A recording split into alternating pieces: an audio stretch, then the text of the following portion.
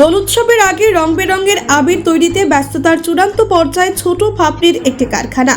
শিলিগুড়ি থেকে বেশি দূরে নয় এই এলাকা, আর সেখানেই প্রতিদিন সকাল থেকে বিকেল পর্যন্ত চলছে আবির তৈরির কাজ।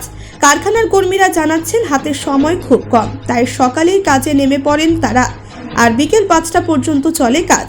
গত 2.5 মাস ধরে চলছে এই প্রস্তুতি। এই কারখানায় তৈরি হওয়া আবির শুধু শিলিগুড়ি নয়, আশেপাশের নানান এলাকাতেও সরবরাহ করা হয়।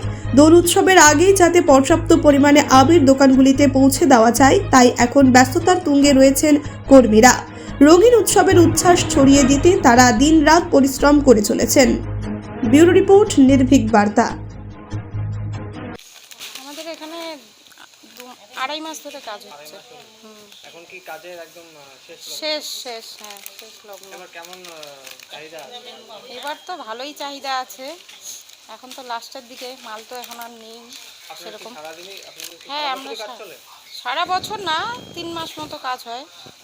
কি কি রঙের আবির? এখানে সব রকম কালার আছে, 9টা কালার হয় টোটাল।